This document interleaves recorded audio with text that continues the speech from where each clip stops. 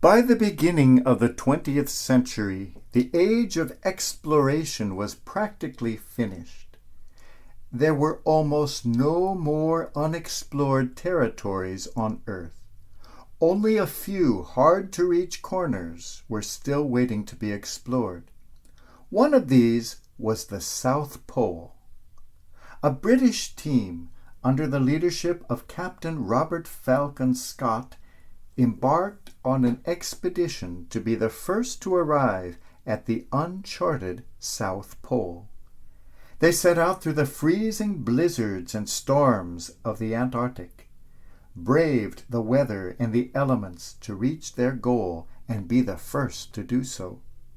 On the 17th of January 1912, after 79 days of trekking through miserable blizzards, 5 of these brave explorers reached their goal, the South Pole, only to discover that a wily Norwegian by the name of Roald Amundsen had already reached it a month before.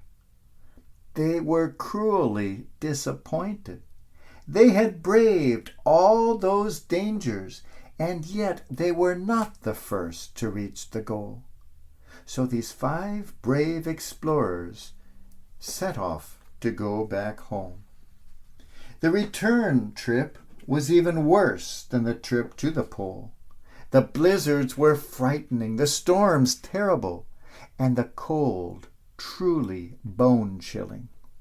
One of the men, a brave soldier by the name of Captain Lawrence Oates, became weaker and weaker. His feet became terribly frostbitten, and gangrene set in. An old war wound opened up in him so that he could barely walk at all. Captain Oates knew he was hindering the progress and safety of his companions. Day by day he became weaker and slower. He begged his companions just to leave him behind in his sleeping bag and go on themselves so that they might reach safety without him. They refused to leave him behind. Daily he became weaker, and the frostbite became worse and more painful. One morning, the day before his 32nd birthday, March 16th, 1912, Captain Oates stepped out of his tent and told the others, "I'm just going outside, and I may be a while." Without further ado, he stepped out into the storm, never to be seen again. To Captain Oates, the safety of his companions was more important than his own life. To this day, a cross marks the spot of his disappearance, hailing him as a gallant gentleman.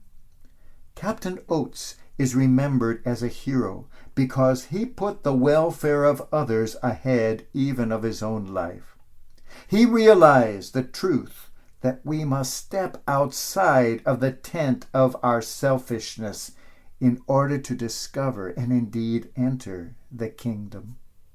He discovered what we all discover sooner or later, that the crown has been there all the time, but we must bow our heads to receive the crown. Captain Oates was a king. The same thing was discovered 2,000 years ago by a man hanging on a cross, dying next to Jesus. The good thief found that he had already discovered the kingdom, had already entered the kingdom of God at that moment when, in the midst of his own suffering, he thought of another person rather than of himself. He discovered that it is selflessness which frees the king inside of us, which opens up to us a whole new kingdom. On November 19, 1863, President Abraham Lincoln delivered a speech at the battlefield of Gettysburg. Though very short, This speech became one of the most memorable in all American history, the Gettysburg Address. In his speech, President Lincoln proclaimed a new birth of freedom, referring back to something else he had done that year when he signed the Emancipation Proclamation, freeing the slaves of the land. With the Gettysburg Address, a new birth of freedom became the goal of the Civil War, together with the preservation of the Union. On that momentous day, January 1st, 1863, when the Emancipation Proclamation was placed on Abraham Lincoln's desk for his signature, twice President Lincoln picked up the pen to sign it, and twice put it down again. He turned to his Secretary of State and said, "It is now noon. I have been shaking hands since 9 o'clock this morning, and my right arm is practically paralyzed. If I go down in history at all, it will be because of this document, and my whole soul is in it. If I sign this with a trembling hand, generations to come, when they examine the document, will say, 'He hesitated.'"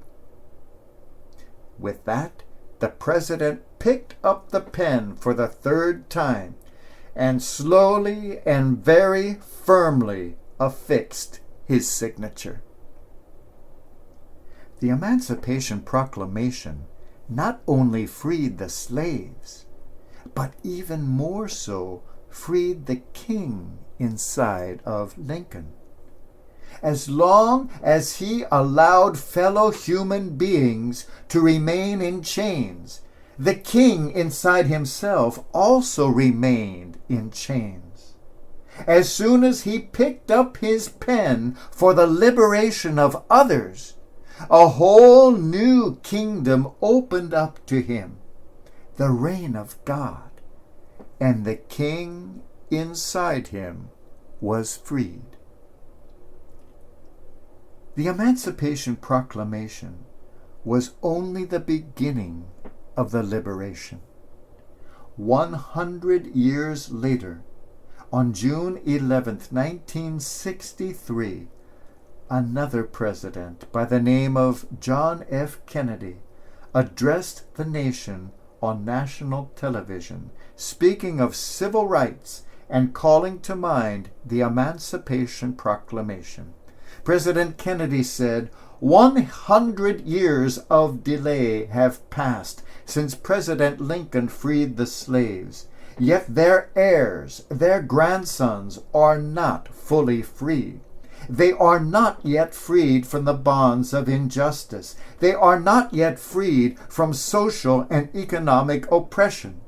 And this nation, with all its hopes and all its boast, will not be fully free until all its citizens are free.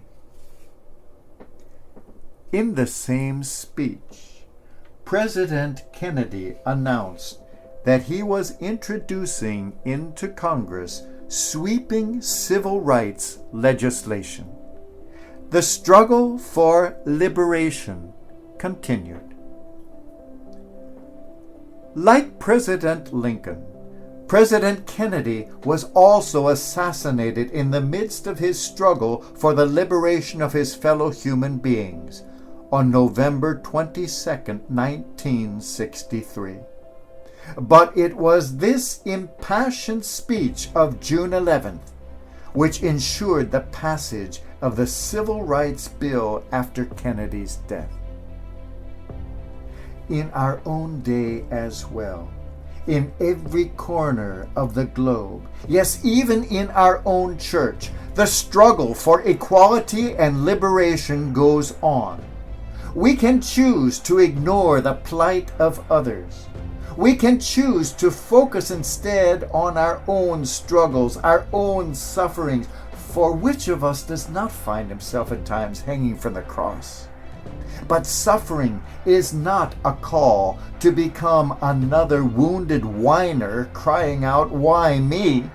Suffering is a call to become a wounded healer, to direct our thoughts, yes, even our dying thoughts, to others in distress, so that with frostbitten feet we may dare to step out of the shelter of ourselves and into the liberating limitlessness of the kingdom. As long as you strive merely to free yourself, the king within you will not be free. But should you have the courage to raise a trembling hand and take up Lincoln's pen, should you dare to raise your voice for the liberation of every man and every woman still oppressed, should your final dying breath be an impassioned plea to break the chains of all, then your life too will have been an eloquent proclamation of a new birth of freedom, a new birth of the King. And that King shall be you.